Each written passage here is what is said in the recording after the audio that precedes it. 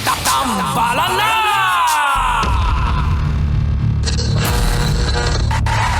Ang tambalang kumikinang. Nicole Ayala and Diego Bandido. Ang kwento. Mula sa mahiwagang Burnay. Mula sa mahiwagang Burnay. Sorry.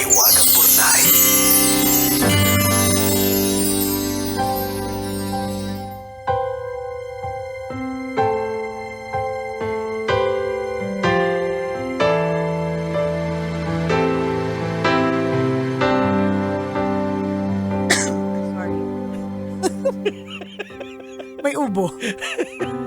Mom, I heard you cough. Mom, I heard you cough on the radio. Sasabihin na naman ng anak ko. Dear kumikinang na tambalang Nicole Ayala at Diego Bandido. Magandang araw po sa inyo. Itago nyo na lang po ako sa pangalang Lester. Aminadong chick boy ng Malabon. Sumulat po ako dahil sa tingin ko, ikinapahamak ko po ng malala ang pagiging mahilig ko sa babae.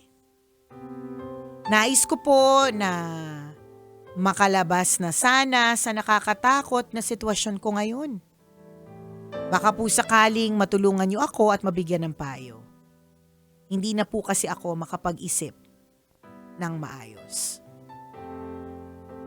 Ganito po kasi, may nakilala po akong babae online. Nung una po, magkalaro kami sa online games.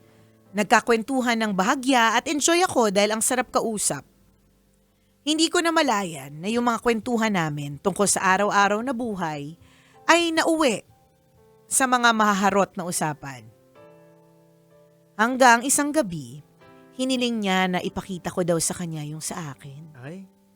Ayoko naman nung una pero nadala ko ng kakulitan niya. Nangako din siya na pagkatapos ko, ipapakita din daw niya sa akin yung sa kanya. Kaya nangyari na nga hindi dapat nangyari. Ipinakita ko sa kanya ang hindi dapat ipinakita. Kaso, nang makita, inantok siya at biglang nag-goodbye. Sorry naman, Lester, pero bakit siya inantok nung pinakita mo? Nakakaantok ba? Tulog ba? Charas! Saka na lang namin daw ituloy ang pakitaan. Pakiramdam ko na daya ako ng malupit pero hinayaan ko na lang.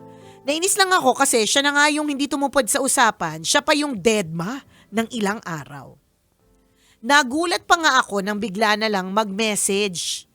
Padalahan ko daw siya ng 20,000 pesos dahil kung hindi, ikakalat daw niya ang hubad na larawan ko.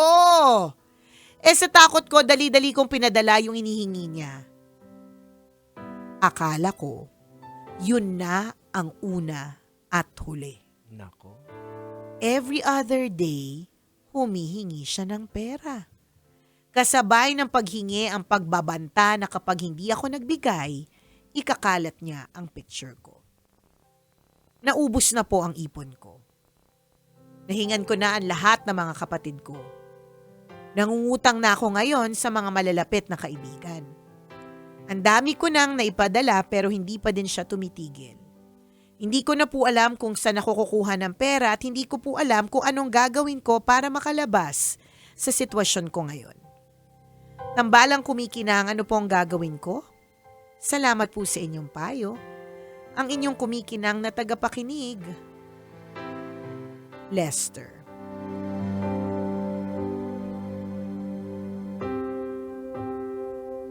Well, masasabi ko, Lester, hindi ka chick boy. Oo, kasi... Naisahan ka eh. Oo. Or siguro nga, tama ka. Kung ikaw ay chick boy, ito ay lesson. Oh, yun. Well, actually. it's always a lesson. Yun naman. Ayaw na namin ikaw sisihin kasi dun sa heat of the moment, at akala mo naman talaga, she really likes you back. Di natin alam, scammer pala. Ayan. 'Di ba? So this is also a warning para po sa lahat, no? Huwag po tayo magpapadala ng kahit anong klaseng photo. Tama. Kahit pa karelasyon talaga natin sila. Yes. Lalo na kung di natin sila karelasyon. Mhm. 'Di ba? Yung naglalandian lang tsaka naghaharutan. Oho. Wag po kasi yun nga baka maaaring gamitin. Although sa totoo lang with the advent of AI, sa pagdating ng AI, hindi mo na kailangan mag-send Oo. eh. Correct. 'Di ba? Pwede na mag-generate. Pwede nang mag-generate. Yun naman yung katotohanan. Hala, natandaan ko yung may isa dati. Yung nagpadala sa'yo. Hindi. Naalala ko meron tayong office mate dati. Oho. Hindi pa kasi siguro uso yung AI. Hindi pa uso, hindi siguro. Hindi pa uso yung AI. Siya, nag-edit. Alam mo yun? Ay, oo. Asa na yun siya? Ay, oh my God!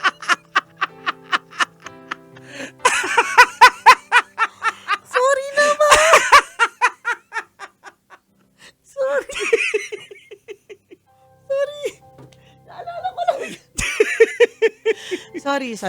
Ayun. So, Sorry. Di, naalala ko lang. Oo, pero naalala ko lang bigla. ito, Anyway. Lester, again, kaya nga sabi, Lesson. lesson, nandiyan ka na sa sitwasyon. Pero hindi ka dapat magpaano, ha? You have to face the music na eh. Oo, kasi hanggang aabot ka na sa mga kaibigan mong DJ, 'di ba, para mangutang.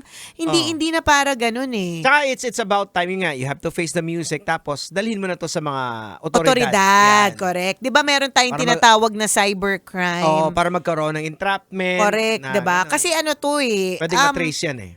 Tsaka siya, 'di ba? Hindi siya blackmail. Oo, may money trail kasi din na nangyayari. Hindi tama. Tsaka totoo 'yan. Kahit na kaibigan mo ang buong mundo, Mhm. kung every day or kahit every other day pa yan, humihingi ng pera, mauubos at mauubos yung pera. Dalang pera po ay nauubos. Tama. And hindi naman pwedeng hanggang, 'di ba, hanggang kamatayan dalhin mo ito. Oo. Actually, hindi lang naman to first time yung kwento mo. Marami na nangyari na ibalita na nga din eh. True. Na True. nagba-blackmail din. Correct. Yun, nagkaroon ng operation, entrapment, nahuli. Tama. Oo. Yun na. Oo. Pero make it discreet na kung ano man yung mga paraan para gawin. Pero niradyo natin.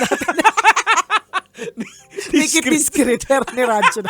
Pero niradyo namin. Sorry Pero na. actually ngayon, madali na lang mag-deny eh. Hindi, Oo, AI lang correct. yan, no, diba? Yun. Kaya din ako napunta dun sa mga edit-edit. Mhm. Tsaka yun sa kasi kahit nga hindi ka kahit Ano?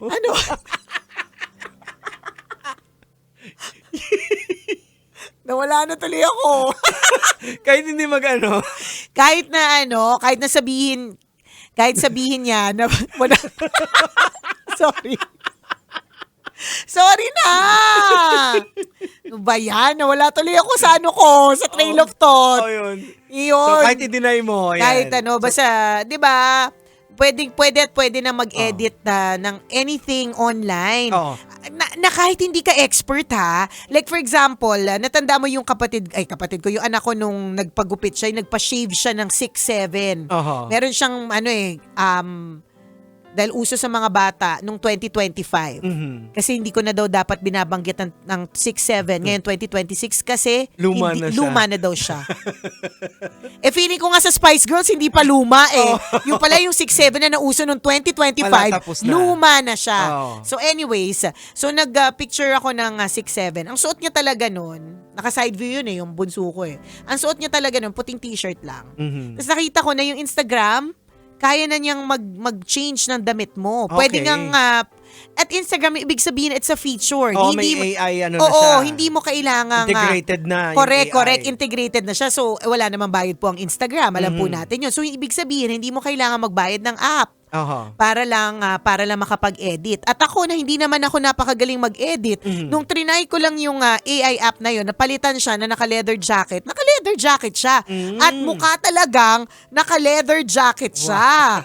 'Di ba? Hindi ako nag-e-edit Jegs. So, ibig sabihin, pwede ka nang mag-deny, pwede mong sabihin hindi ikaw, kasi pwede naman talagang inedit. Oho. 'Di ba? Pwede naman talagang inedit eh. Oo. Sasabihin mo, di ko kaya katawan yan. Ganyan yung itsura ng katawan ko. Hindi nilagay lang nila doon. So whether totoo man o pero iisipin din naman ng ibang tao, baka AI lang yan. Oo, Kahit actually, hindi mo pa i-deny. tama. Baka AI lang yan. Tama. So, Again, you have to face the music. Oh, di ba? Ang galing nga, naka-jacket nga. Oh, tingnan mo, yung picture ng anak ko naka-jacket. Oh, inedit ko lang yan sa AI with just one click, ha? Oo. Hindi yung nagbura-bura pa ako, hindi. Oo. Oh. So it's easy to deny it eh. Mm. Oh well as Jego was saying, whether you deny it or not, nangyari naman din talaga. Oo. So it's a lesson to Yes, learn. oo. Yun naman talaga yun. Mm. Pero malulusutan mo yan. Actually, sa yung picture, yung iba nga eh, di ba? May Video, video. Oo. video. Pero over the years, kalimutan na rin din. Actually, yun yung... Kaya nga, yung 6'7" nga eh, gusto nang kalimutan eh. Yun nga yung gusto ko ring sabihin nung naalala ko yung 6'7", na eventually, sa totoo lang, hindi ka pwedeng matrap dyan sa sitwasyon na yan eh. Kasi eventually, people will forget. Aha. So kahit pa gawin niya yung sinasabi niya, una, you can deny. Pangalawa, lalo kung pinost niya, mas malakas yata ang ano mo, di ba? Ang laban mo sa cybercrime, Correct. eklavu. 'Di ba? So ibig sabihin may labang ka dito, blackmail ka eh. It was nung pinakita mo 'yon, privacy mo 'yon. Pero bina-blackmail ka, kailangan mo magbigay ng pera. Yes, O ikaw yung mas merong laban dito. So just face it. Di labas mo, sabihin mo ka mo. Oo, nailabas ko na eh. Oh, 'di ba? Dito talaga nilabas ko na, nakatulog ka nga, 'di ba? Ganon. And eventually, kahit nga ilabas, maging issue sa barangay ninyo, maging issue sa, let's say, sa social media, eventually, katulad ng 6, 7, ito po ay mag-fade. Ayan, Hindi luma na na siya siya. uso. Oo. Hindi na sila interesado. Correct. Ay, iba namang katawan ang gusto namin makita. Tama. Yun. Diba? O, relax ka lang. Ayan. Relax ka lang. Everything will be okay. Tama. Salamat sa pagtutok ngayong oras na ito.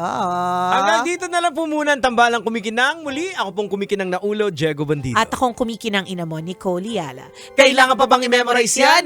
Basic! Metro's #1 Love Radio.